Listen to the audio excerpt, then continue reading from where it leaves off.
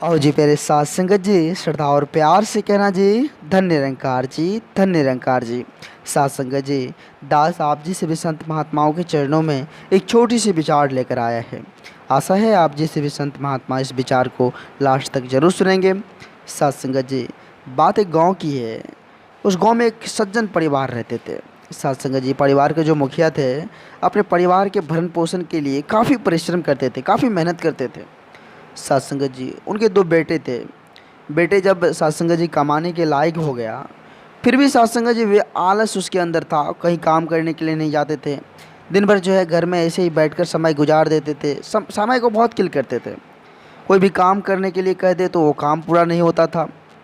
अब तो सत्संगत जी पिताजी अकेले परेशान, घर के परिवरिश में, घर में जो भी चीज़ की कमोबेश हो, उनके लिए सत्संगत जी ज़रूरतमंद चीज़ों को इकट्ठा करने में अपना समय लगाते रहते थे। लेकिन दोनों बेटा सत्संग जी पिताजी को पूछते भी नहीं थे कि पिताजी हम ये काम कर रहे हैं, वो काम कर रहे हैं। भर दिन जो है ऐसे ही आलसी बनकर बैठे रहते थे।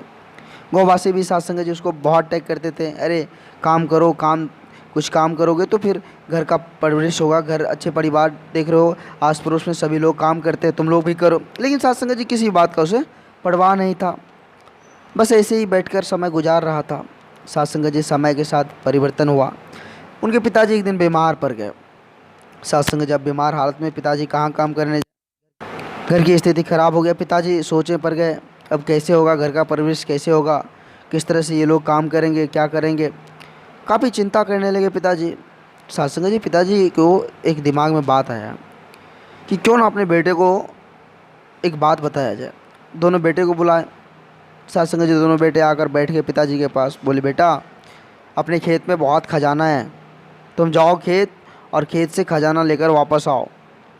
सत्संग जी दोनों बेटे अब चकित रह गए, पिताजी कहीं खजाना तो खेत में छुपा कर तो नहीं रखे।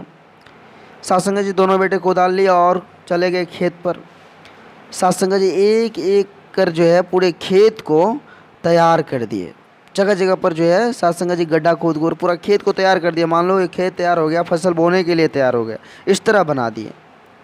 सत्संग जी घर वापस आए निराश होकर। माँ, बहुत परिश्रम किए, बहुत ज़्यादा देर तक हमने खेत को पूरा खोद कर देखे, कहीं भी खजाना हमको नहीं मिला।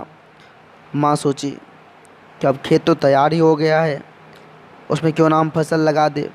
सत्संग जी गेहूँ के जाकर दाने छींट दिए, पूरे खेत में बो दिए। सत्संग जी दोनों बेटे बोले, माँ ये क्या कर रही हो तुम? बोले, बेटा यही तो खजाना है, ऐसे ही खजाना मिलेगा हमको।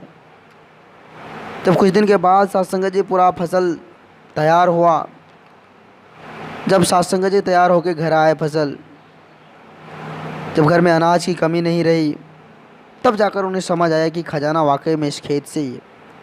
हम आलस में अपने समय को गुजार रहे थे, हम दिन भर ऐसे ही टाइम को किल कर रहे थे, समय को ऐसे ही बर्बाद कर रहे थे। अब जाकर उसे पता चल गया कि खजाना कहाँ है। संगत जी अब दोनों भाई काफ़ी परिश्रम करने लगे, खेती बाड़ी करने लगे, खेती बाड़ी करके अपने परिवार का भरण पोषण करने लगे। सभी खुशहाल, कभी खुशियाँ से भरे पड़े, किसी भी तरह का कोई किसी को प्रॉब्लम नहीं।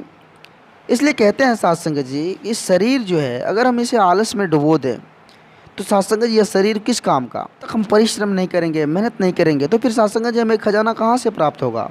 इसलिए जितना हो सके परिश्रम कर, मेहनत कर और ईमानदारी के साथ साथ संगत जी जो भी काम कर रहे हैं वो लगन के साथ प्रभु परमात्मा की भक्ति करते हुए उस काम को करने की कोशिश करें। फिर जाकर साथ संगत जी उस परिश्रम के उपरांत हमें लाभ प्राप्त होता है और खुशियाँ मिलती है। साथ संगत जी दास आप जिस भी संत महात्माओं के चरणों के धूल के समान है, और दास आप जिस भी संत महात्माओं के चरणों में छोटी छोटी विचार लेकर आते रहता है। आप जिस भी संत महात्माओं का भरपूर आशीर्वाद, भरपूर प्यार, भरपूर दुलार दास को मिल रहा है। आगे भी इस तरह का लाड़ प्यार दास के साथ बनाए रखना अरदास है। अगर एक छोटी सी विचार आप जिस भी संत महात्माओं को अच्छा लगा हो तो सत्संग जी सभी संत महात्माओं के बीच शेयर करें और दास के चैनल को सब्सक्राइब भी करें। सत्संग जी के बाद सभी संत महात्मा मिलकर प्रेम से बोलिए, धन्य निरंकार जी, धन्य निरंकार जी।